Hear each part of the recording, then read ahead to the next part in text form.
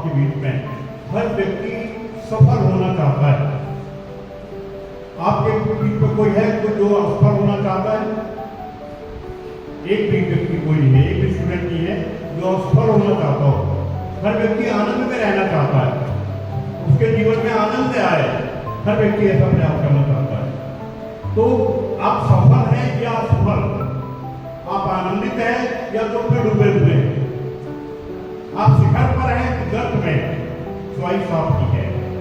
ये चॉइस पर डिपेंड करते हैं हमारी आपकी सफलता और असफलता। यदि हमने चॉइस पर ध्यान देना शुरू कर दिया तो जो हम चाहते हैं वो जीवन में हो पाएगा। जो लोग अमीर बन जाते हैं या गरीब रह जाते हैं, ये उनकी चॉइस पर निर्भर करता है। आप गरीब बने रहना चाहते हैं कि अमीर बनना चाहते हैं, आपकी चॉइस पर डिपेंड करेगा। जो कुछ भी आज आप हैं ये अपनी चॉइस की बदौलत, जो कुछ भी कल आप बनेंगे वो आप अपनी चॉइस की बदौलत बनेंगे।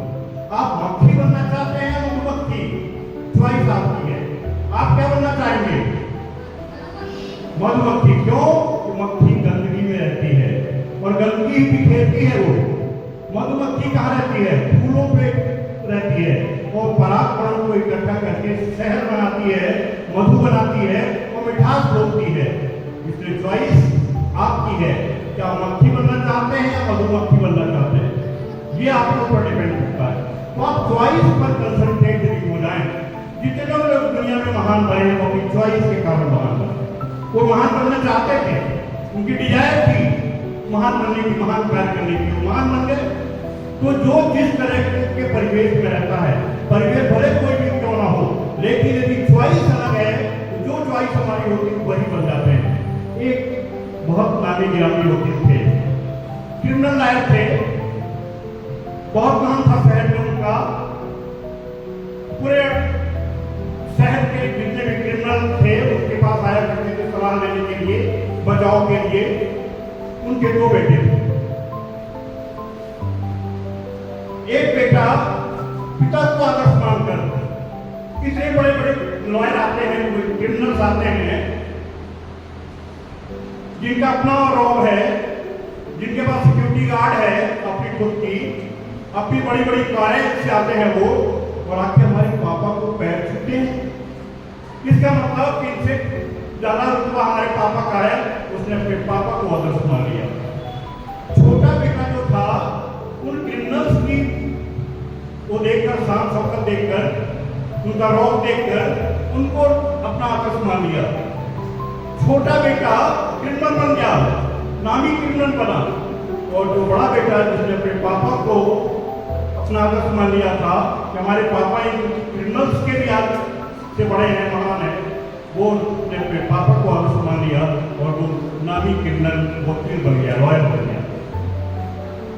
देखने वाली बात यह है, परिवेश दोनों का एक है, दोनों की परवरिश एक सी हुई है, एक ही पिता ने दोनों को पाला है, एक ही घर में दोनों रह रहे थे, एक ही वातावरण दोनों के लिए उपलब्ध था, लेकिन चॉइस बदल गई, चॉइस बदल गई, चॉइस बदल गई तो मार्ग बदल गया, कैरियर बदल गया।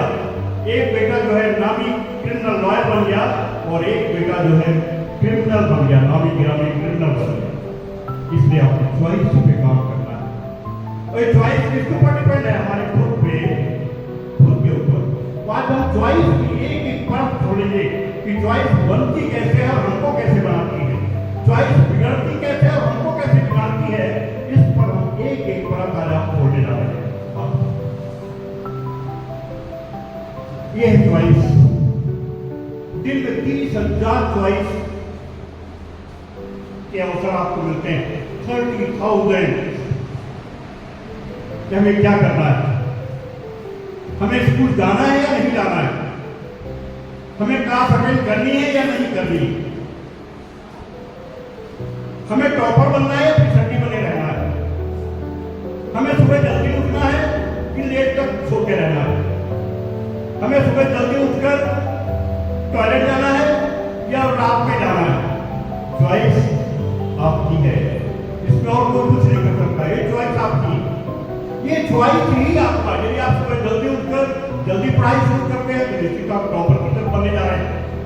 यदि आप देर से उठते हैं और देर तक सोते रहते हैं, देर से जागते हैं, तो निश्चित है कि वो पीरियड आपका कम होने जा रहा है पढ़ाई के लिए, उतनी कमी आपकी पढ़ाई में निश्चित रूप से होगी।